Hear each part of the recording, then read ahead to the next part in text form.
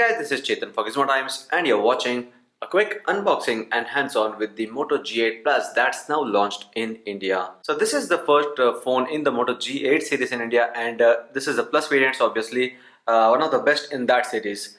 For the specifications, the major specs that you see here would be these. It's a 48 megapixel sensor, that's the quad pixel on the back of the phone, and there's a 25 megapixel quad pixel sensor on the front for the selfies. There's also the ultra wide action camera that is given on the back of the device, which is similar to how you had seen on the Moto 1 Action as well. And there's also stereo speakers tuned by Dolby. And this is how the back of the phone would look like. And this is the box package. This is the Indian retail unit.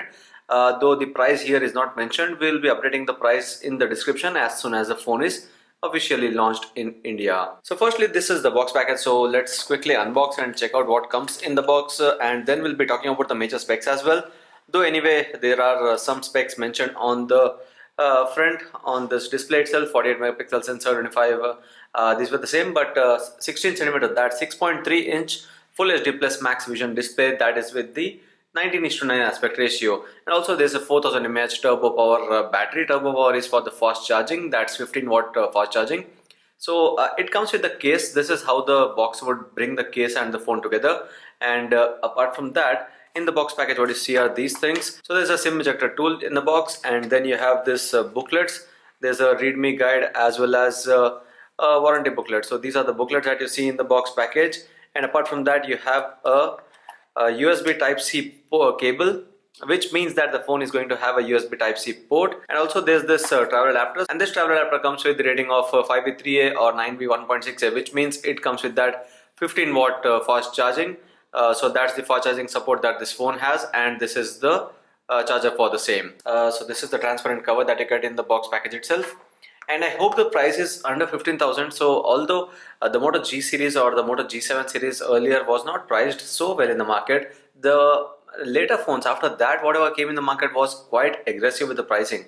So that's the reason I feel like now we'll be seeing a better pricing from the company, and so this might be under 15,000 rupees. Though if it is not, then we might have to see whether it's actually a good phone or not. So this is the back of the phone. As you can see, it does have some glossy finish, and it has the fingerprint sensor on the back of the phone, and that's the camera combination there. So it's a 48 megapixel primary camera, the second one. Then there's a 5 megapixel depth sensor, as well as the action camera is present on the top of the phone. The action camera is a 16 megapixel f2.2 action camera, and that comes with a 14 millimeter width. So this is the front of the phone. This is a 6.3 inch display, and there's a notch on the top for the camera. That's a 25 megapixel selfie camera, and there's the earpiece grill. Towards the bottom of the phone, what you see is the speaker grill, the USB Type-C port, the microphone. On the right are the buttons, the power button, the volume rocker button. On the top is a secondary microphone and the 3.5mm headset jack. And towards the left is the SIM card access area. So this is the front of the Moto G8 Plus, and it comes with the Android 9 Pie, and that's one of the major features about any Motorola device. It comes with the stock Android, and not just about being stock Android, it's also about offering the smooth experience, the basic features all being present, and apart from that, there's the Moto experience which is always present there. So firstly, let's talk about the storage capacity. It's 47 GB available, 46.52 GB available to the user. Though that's not the correct storage, it's about 50 GB because we have installed a few applications already, such as PUBG Mobile, Call of Duty. These kind of games are installed, so around 50 GB is what you get. And this is the major feature here, that's the Moto app or the Moto experience. So here you have the Moto Actions and Moto Display. Under Moto Actions, what you get is the quick capture, fast flashlight, one button nav, 3-finger screenshot, the screenshot editor, quite a lot of things. Earlier it was about 3 to 4 features here in the Moto Actions, but now that is increased, which is a good thing. Motorola is at least trying to offer more features under the experience part of the Moto app. And apart from that, it's a 4GB plus 64GB combination that you get in this device. This also a 4 plus 128, which I feel might be coming down in the market, but I'm not sure about that right now. Digital well-being is now a part of the Android, so you'll be seeing it in every Android phone with the stock Android. And this is how it looks like. And also about the benchmark score, so we have done the benchmark already on this one. So let me now show you the benchmark score on this, and also talk about the processor. So it's 1,68,480, and it's the Qualcomm Snapdragon 665 processor that powers this device. that comes with the Adreno 610 GPU, and that's a pretty balanced chipset, I would say, because it has been a part of the Redmi Note 8, also the Realme 5, the Xiaomi Mi A3 and the Vivo U10. There's a certain number of phones that are coming with that chipset. Though it's not heavily powered, it still can offer whatever you require for a basic phone that does all the regular day-to-day activities pretty well. Now about the cameras, as we had talked about earlier, it's a set of three cameras on the back. 48 megapixel is the primary sensor, though you'll be able to capture 12 megapixel captures because of the pixel binning and the quad pixel technology. And apart from that, this is how the UI would look like. And if you go towards this one, there's this set of features that are present here. Portrait mode, cutout, spot color, night vision mode is also there, panorama, a cinematograph, and also the live filter. You also have the option for the slow motion and the time lapse. So those are the basic settings for the photo camera.